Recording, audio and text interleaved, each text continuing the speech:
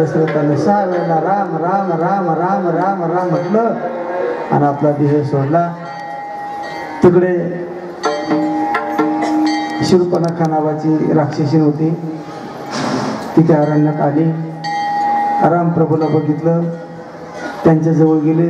मला तुम्ही आवडता म्हणून माझा तुम्ही स्वीकार करा. त्यावेळेला रामानं सांगितलं, हे बघ, मी या जन्मामध्ये एक वचनी एक पत्नी एक बाणी आहे. माझा भाऊ जो लक्ष्मण आहे तिकडे जा. ती लक्ष्मणजीच्या जवळ गेली. लक्ष्मणजीला काय सांगायचे ते प्रभूनं सांगितलं अंतर्ज्ञानानं. तिचं नाक कापलं, तिला हाकलून दिलं. ती भावाकडे गेली, रावणाकडं. रावणाला सांगितलं, अरे 2 वनवासी आहे, त्यांच्याबरोबर एक स्त्री आहे, ती खूप सुंदर आहे आणि ती तुला मात्र राणी म्हणून महाराणी म्हणून शोभेल. म्हणून रावणानं कपट केलं. रावण आला, सीतेचं हरण केलं, घेऊन गेला. सीता गेली म्हणून रामप्रभू दुःखी झाले आणि राम आणि लक्ष्मण सीतेच्या शोधाकरते निघाले. शोधता शोधता मध्ये जाऊन शबरी मातेचा जवळ भेटले. शबरी मातेला दर्शन दिलं. शबरीची पुटी पावन झाली. पुढे किष्किंधा नावाची नगरी होती, त्या ठिकाणी सुग्रीव नावाचा मित्र भेटला. सुग्रीवाबरोबर मैत्री केली. हनुमंतरायासारखा भक्त घेतला. त्याला उपरोक्त असं ज्ञान दिलं आणि ते ज्ञान देऊन पुढे सीतेचा शोध करण्याकरता सगळ्या वानर सेना घेऊन प्रभू रामचंद्र परमात्मा समुद्राच्या किनाऱ्यावरती गेले.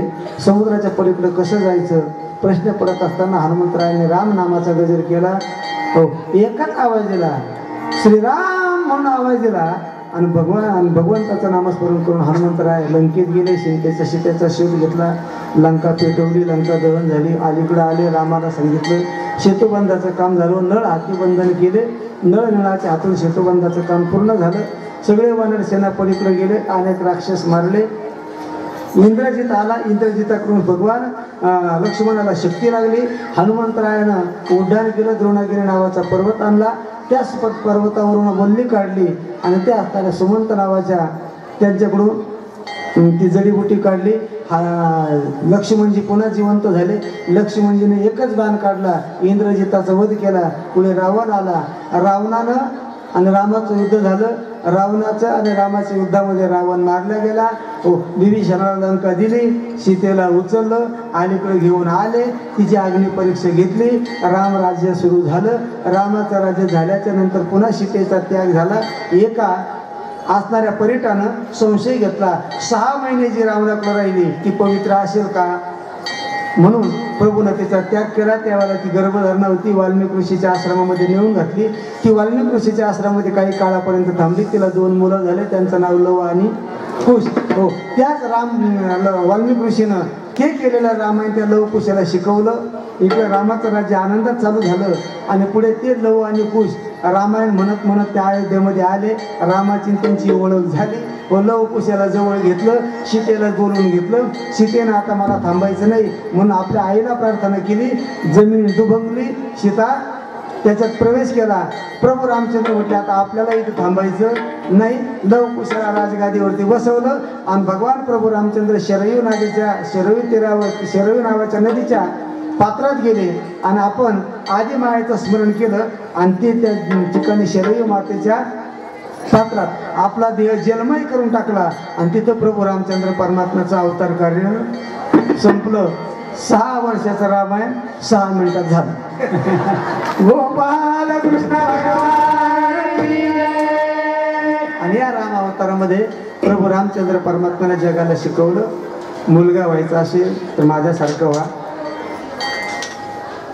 राजा व्हायचा असेल तर माझ्यासारखंच राज्य करा, भाऊ व्हायचा असेल तर माझ्यासारखा भाऊ म्हणून राहा, नवे पती व्हायचा असेल तर माझ्यासारखा पती म्हणून राहा, गुरु व्हायचा असेल तर हनुमंतरायाच्या माझ्यासारखा गुरु म्हणून राहा, मित्र व्हायचा असेल तर सुग्रीवासारखा आणि माझ्यासारखे मित्र म्हणून राहा, दुश्मन व्हायचं असेल तर रावणासारखा माझ्यासारखी दुश्मनी करा आणि राज्य करायचं असेल तर मी करतो ना तसं करा. झाले राम राज्य का कोणे रामाचे,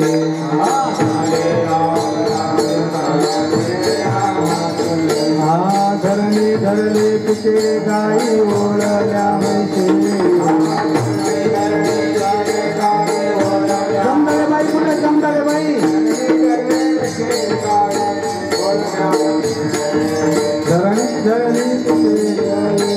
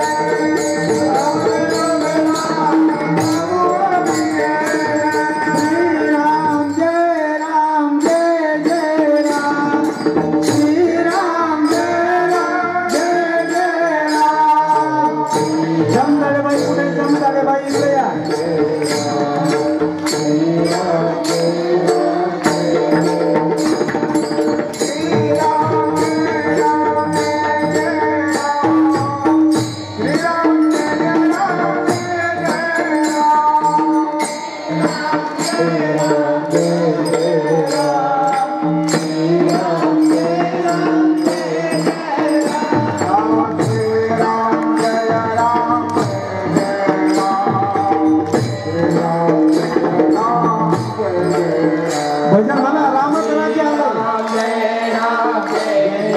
भजन सगळ्यांनी करा